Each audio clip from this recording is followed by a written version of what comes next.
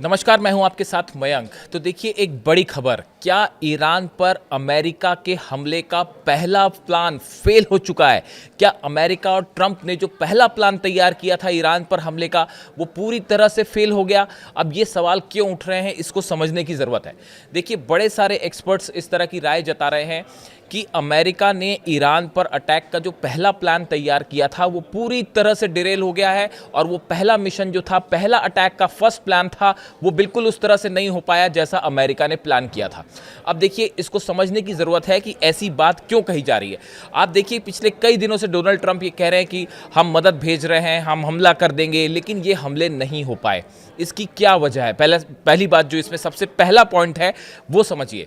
देखिए अमेरिका ने जब भी कोई बड़ा ऑपरेशन किया, मिलिट्री ऑपरेशन, आपने हाल ही में देखा वेनेजुएला में जिस तरह से ऑपरेशन हुआ, उसमें एक सरप्राइज एलिमेंट था। अमेरिका ने अचानक अपने फाइटर जेट्स भेजे, हेलीकॉप्टर्स भेजे और मादुरो को अरेस्ट करके ले गए और हमला कर दिया। एक सरप्राइज एलिमेंट था, अचानक ये हमला किया गया। जब अमेरिका ने हमला किया था ईरान पर, देखिए पिछली बार जो 12 दिन की जंग थी, ईरान और इजराइल के बीच में जंग चल रही थी, इसी बीच अचानक अमेरिका के B-2 बॉम्बर्स फ्लाई करते हैं अमेरिका से, और ईरान के तीनों परमाणु ठिकानों पर, इस्फहान, नतांज और फोर्दो पर उन्होंने बमबारी करी और तुरंत वापस चले गए। एक सरप्राइज एलिमेंट था, यानी सामने वाला जो पक्ष है उसको बिना जानकारी के अचानक से ये हमला किया। ये सरप्राइज एलिमेंट होता है। अमेरिका जब भी कोई हमला करता है और वो सक्सेसफुल होता है, जब बड़ा हमला, तो उसमें एक सरप्राइज एलिमेंट ज़रूर होता है। लेकिन इस बार देखिए क्या हुआ।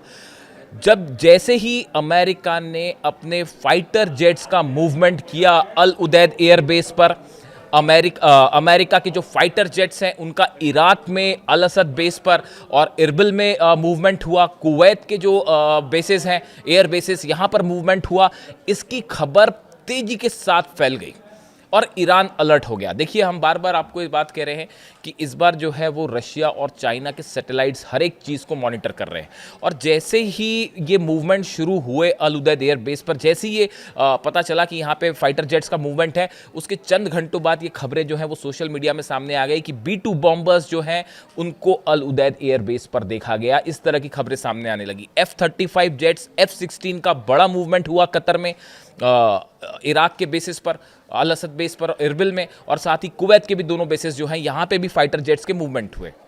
ये ठीक उस समय हो रहा था जब सीरिया पर हाल ही में 2-3 दिन पहले हमले हुए।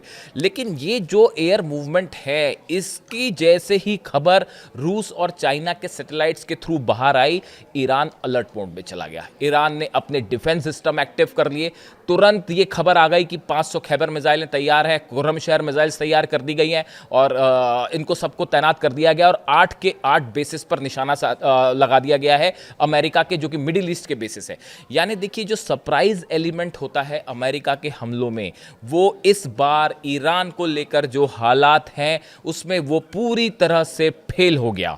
देखिए वेनेजुएला में आप कर पाए, अमेरिका ने जो हमले किए वेनेजुएला में, वो सबको उसने हैरान किया, और अचानक ही बिना जानकारी के हमले हो गए। धमकी दी जा रही थी लेकिन किसी को ये नहीं पता था कि कब हमला होगा, और वो अचानक से हमला हो गया, किसी को कानो कान खबर नहीं हुई। लेकिन इस बार ईरान के आसपास जो मूवमेंट है अमेरिकन फाइटर जेट्स का, इसकी जानकारी पूरे मिडिल ईस्ट में फैल गई, ईरान को हो गई, और ईरान ने अपनी सारी मिसाइलें तान दी।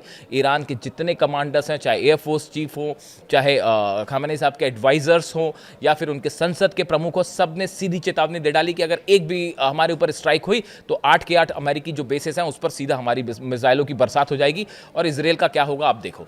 तो उसके बाद जो है ये जो एक सरप्राइज एलिमेंट, एक जो जानकारी को छुपा के रख के अचानक अटैक करता है अमेरिका, ये वाला जो प्लान था वो इस हमले में संभव नहीं हो पाया, और इसीलिए कहा जा रहा है कि जो पहला प्लान था वो बुरी तरह से नाकाम उसमें अमेरिका साबित हुआ। जो सरप्राइज एलिमेंट था, देखिए एक बड़ी बात और है, अमेरिका का, मैं पिछले वीडियो में भी बता चुका हूं, अमेरिका का कोई भी एयरक्राफ्ट कैरियर जो होता है वो अभी आसपास नहीं है। ना अब्राहम लिंकन है, ना हैरी एस ट्रूमन है।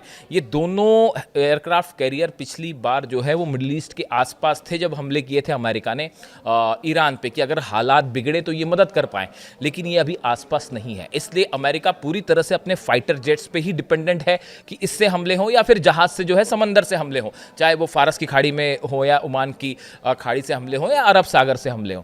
तो अब देखिए मामला ये है कि ये जो फाइटर जेट्स का सरप्राइज अटैक का एलिमेंट था वो इस बार फेल कर दिया, और इसमें रूस और चीन की बड़ी भूमिका है। हर जानकारी ईरान तक पहुंच गई। ये पहला झटका है जिसकी वजह से कहा जा रहा है कि अमेरिका के ईरान पर हमले का पहला प्लान फेल हो गया। अब देखिए दूसरी, क्यों ये प्लान पहला फेल क्यों कहा जा रहा है, इसकी दूसरी वजह देखिए, ऐसी सोर्सेज से ऐसी जानकारी है कि सऊदी अरब ने और यूएई ने और तुर्की ने भी, तीनों देशों ने अमेरिका को ये सलाह दी है कि ईरान पर हमला मत कीजिएगा, बातचीत से मामले को हल कीजिएगा। देखिए बड़ी खबर है, अमेरिका के बेसेस हैं, सबसे बड़ा बेस जो है वो कतर में ही है, अल उदैद एयर बेस। लेकिन उसके बावजूद देखिए यहाँ पे जो देश में जो अरब कंट्रीज़ हैं, ये कोई इस समय ये नहीं चाहता कि ईरान के साथ जंग हो। इसकी सबकी अपनी अपनी वजह है। देखिए अगर सऊदी की बात करें, सऊदी इस बात को अच्छे से समझ रहा है कि ज़्यादा इम्पॉर्टेंट चीज़ इस समय बिजनेस है।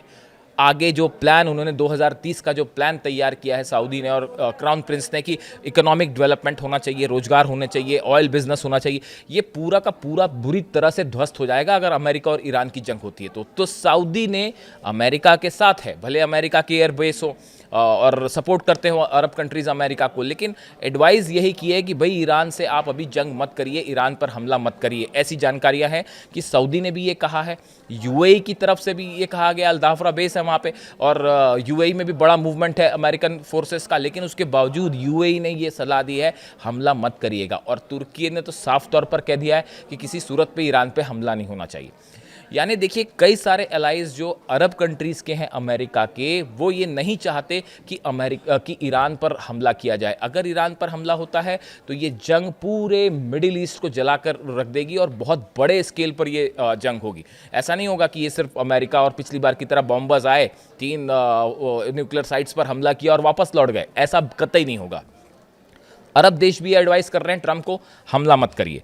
अब जो तीसरी बात देखिए, रशिया और चाइना, पिछली बार जब हमले हुए थे तो रशिया और चाइना कुछ ज़्यादा खास मदद नहीं कर पाए ईरान की, लेकिन आपने देखा पिछले 24 घंटे के ही बयान देख लीजिए, पुतिन ने साफ कह दिया, मैंने पिछले वीडियो में भी आपको बताया था कि कैसे ईरान के बॉर्डर पर जब ये खबरें आई कि अमेरिकी जेट्स आ सकते हैं और ज़बरदस्त टेंशन देखने को मिला, उसके बाद पुतिन की तरफ से साफ मैसेज आ गया है अमेरिका को, ट्रंप को, कि अब हद में रहिए, हमला करने की सोचिएगा भी मत, वरना मामला बिगड़ जाएगा। सीधी चेतावनी। यानी रशिया इन्वॉल्व हो सकता है, खासकर वेनेजुएला के बाद, और चाइना की तरफ से भी, जिस तरह से ट्रंप ने कहा कि ईरान से व्यापार करने वाले देशों पर 25% टैरिफ लगेगा, उसके बाद चाइना इज ऑल्सो फ्यूरियस, वो भी गुस्से में है और उसने भी साफ ये संदेश दे दिया है कि किसी सूरत में ईरान पर हमला नहीं होना चाहिए, हम ईरान के साथ खड़े हैं।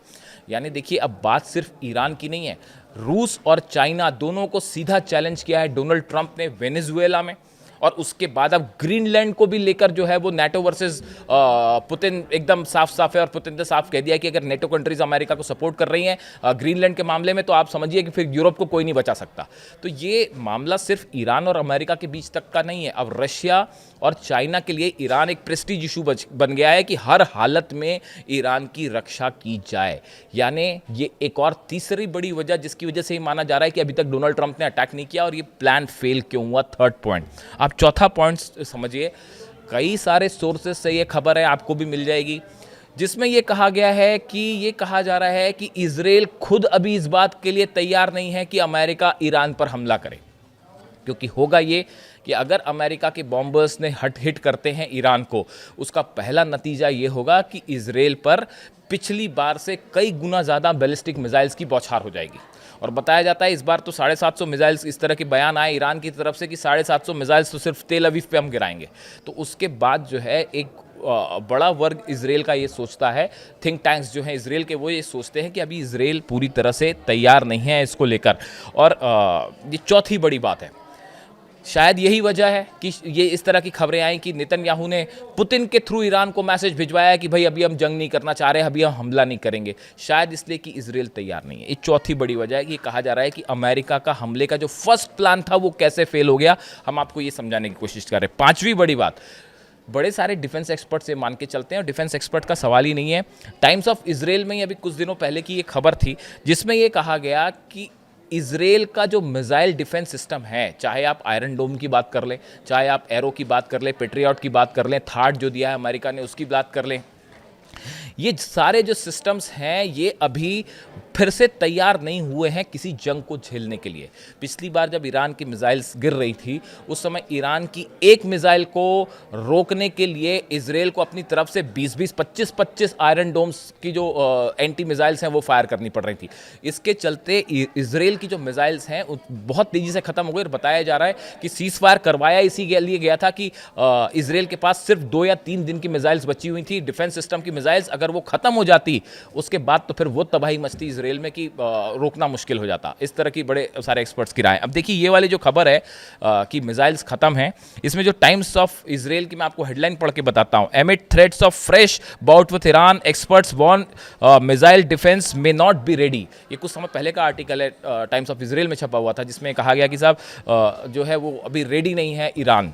और इसके साथ ही इस तरह की भी खबरें आई कि ईरान जो है वो हर साल 3000 मिसाइल बनाने के लिए को रेडी है और करीब इस स्पीड से मिसाइल्स बन रहे हैं कि हर साल 3000 मिसाइल्स ईरान बना के तैयार कर ले, बैलिस्टिक मिसाइल।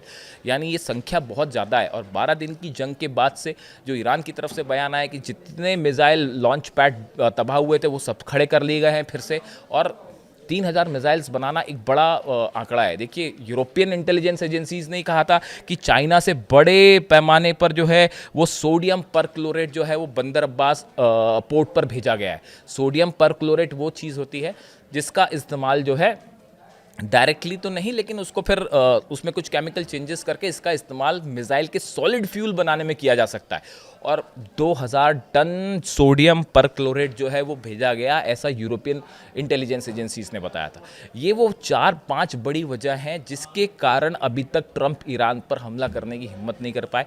और शायद ये कहा जा रहा है कि जो इसीलिए ये बात कई एक्सपर्ट्स लोगों का कहना है, ऐसा था, राय इनकी ये है एक्सपर्ट्स की, कि जो पहला सरप्राइज एलिमेंट वाला हमला हमेशा अमेरिका करता है और जब भी वो हमला करता है तो उसमें उसको अपर हैंड मिल जाता है। इस बार वो हो नहीं पाया और हमले का जो पहला प्लान था वो फेल हो चुका है। और ये ईरान की इस बार की पहली बड़ी जीत है। जो जंग के हालात बन रहे हैं उसके बीच एक साइकोलॉजिकल वॉरफेयर चल रहा है और अभी तक हमला ना होना ये ईरान की इस बार के टेंशन की जो है, पिछली बार तो जो जीत थी वो थी ही इजराइल के ऊपर, लेकिन ये इस बार की पहली बड़ी जीत मानी जा रही है। अब ईरान से और अमेरिका के इस हमले को लेकर जो भी अपडेट आएगा, इससे जुड़ी जो भी जानकारी है मैं आप तक पहुंचाऊंगा। Thank you so much.